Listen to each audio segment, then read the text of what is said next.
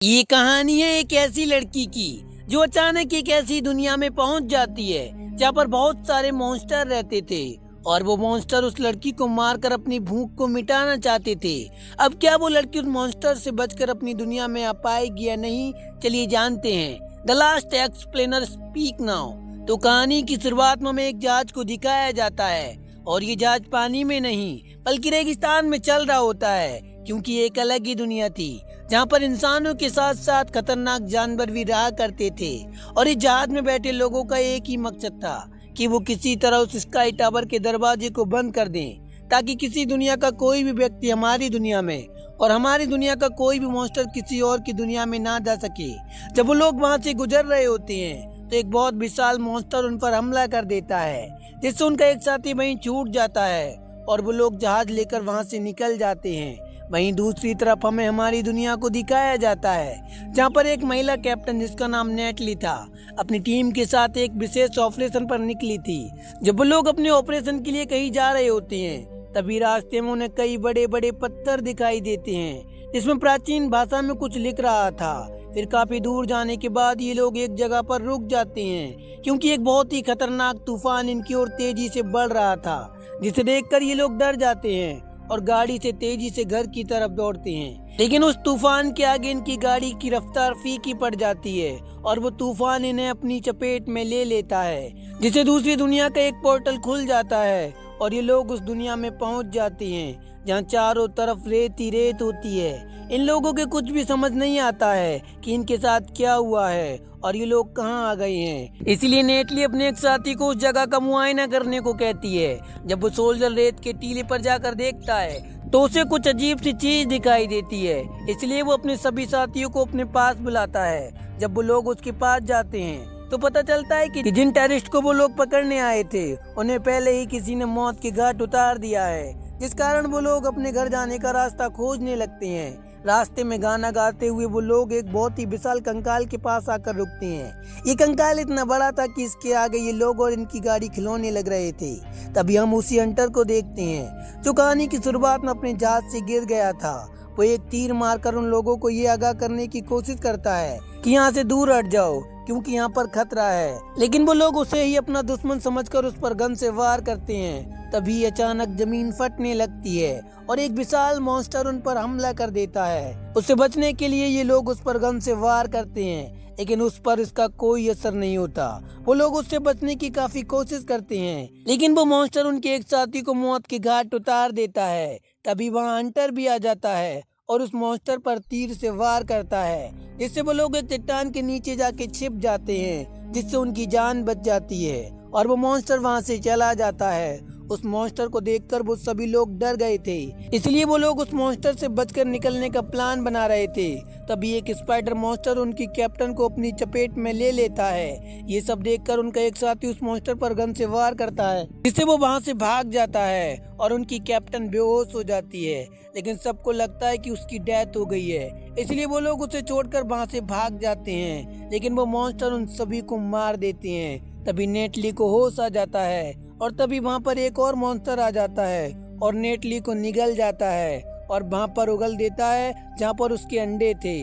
वहाँ पर नेटली को उसका एक और साथी मिलता है जो जिंदा था, लेकिन उसके पेट में बहुत तेज दर्द हो रहा था। जब वो अपनी शर्ट को उतारता है तो उसके पेट को फाड़ते हुए उसके शरीर से कई सारे मॉन्स्टर मकड़ी के बच्चे निकलते हैं, जिससे उसकी मौत हो जाती है और नेटली वहाँ से ऊपर की ओर भागने लगती है। वो बाहर निकलने वाली होती है कि तभी वो मॉन्स्टर मकड़ी उसे अपनी ओर खींच लेती है, लेकिन नेटली उसके ऊपर मैगजीन डाल देती है, जिससे वो फायर होने लगती है, जिससे उसकी मौत हो जाती है और नेटली बाहर आ जाती है। वो मॉन्स्टर भी बाहर आना चाहते थे, लेकिन वो धूप में बाहर नहीं आ सकते थे।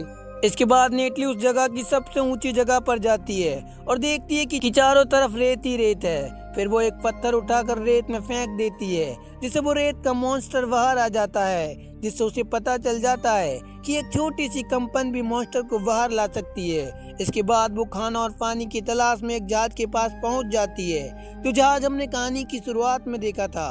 तभी वहाँ पर हंटर भी आ जाता है और नेटली को अपना दुश्मन समझकर उस पर हमला कर देता है और उन दोनों के बीच एक फाइट होती है जिसमें हंटर नेटली को बंदी बनाकर वहाँ ले जाता है जहाँ पर वो खुद रहता है। ये जगह दिन और रात के मॉन्स्टर से बिल्कुल सुरक्षित थी।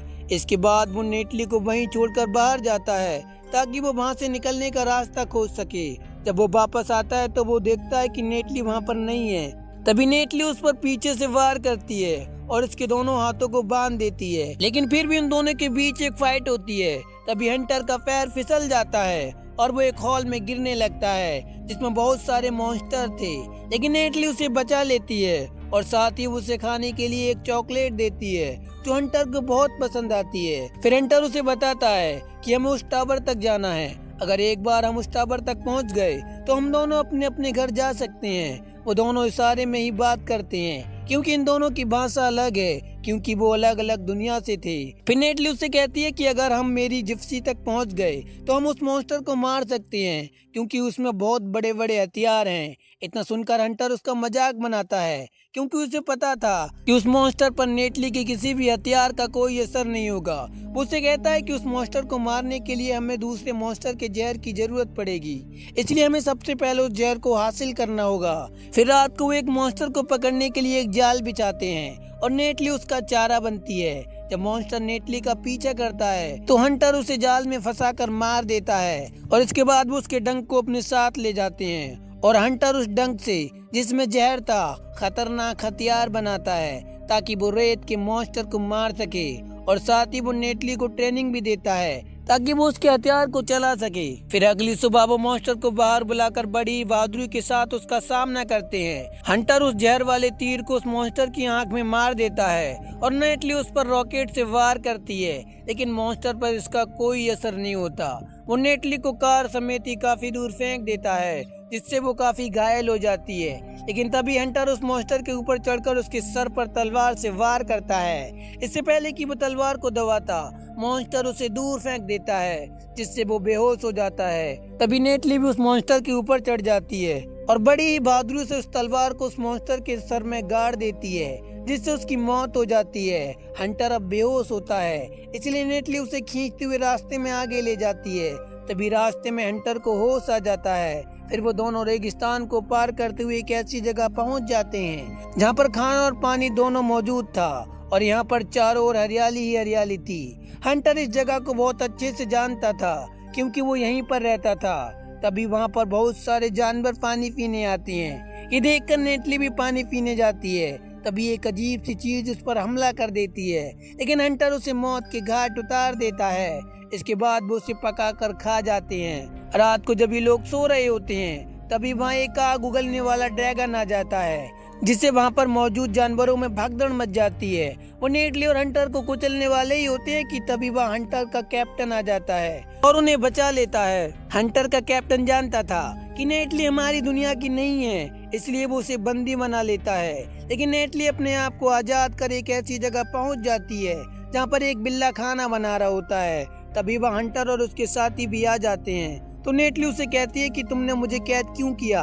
तो हंटर का साथी उसे बताता है कि एक बार तुम्हारी दुनिया से कई लोग आए और उन्होंने यहाँ पर तबाही मचा दी, इसलिए दूसरी दुनिया से आने वाले हर एक इंसान को हम अपना दुश्मन मानते हैं, लेकिन तुम उनमें से नहीं हो। उससे कहता है कि अगर एक बार हम उस टावर के पास पहुंच गए तो तुम अपनी दुनिया में पहुंच जाओगी। इसके बाद हम उस द्वार को बंद कर देंगे जिससे और कोई भी व्यक्ति हमारी दुनिया में नहीं आ सकेगा। फिर अगली सुबह वो सभी लोग उस टावर के लिए निकल जाते हैं और काफी दूर यात्रा करने के बाद वो सभी लोग उस टावर के पास पहुंच जाते हैं। इससे पहले कि वो वहां पर कुछ करते, वहां पर एक ड्रैगन आ जाता है और उन लोगों पर हमला कर देता है और वो लोग बड़ी बहादुरी के साथ उसका सामना करते हैं, लेकिन वो ड्रैगन उन सभी पर भारी पड़ता है।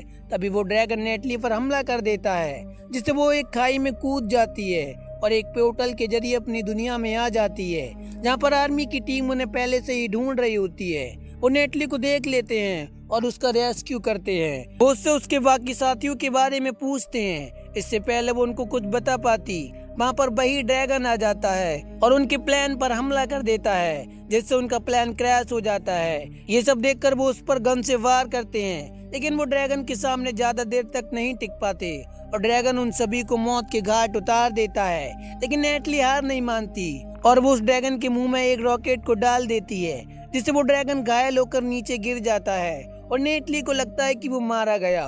तभी ड्रैगन उठ जाता है और वो नेटली को मारने वाला ही होता है कि तभी वहाँ हंटर और उसका साथी आ जाता है और हंटर उस ड्रैगन पर वार करता है, जिससे उसकी डेथ हो जाती है। इसके बाद हंटर का साथी उसे बताता है कि दूसरी दुनिया का दरवाजा खुल गया है और जल्दी बहुत सारे मॉन्स्टर तुम्हारी दुनिया में आ सकते हैं। तभी हमें उस तूफान में से एक और ड्रैगन को आते दिखाया जाता है और वो तीनों उसको मारने जाते हैं, क्योंकि अगर जल्दी इस ड्रैगन को नहीं मारा गया तो ये पूरी दुनिया को ही खत्म कर देगा।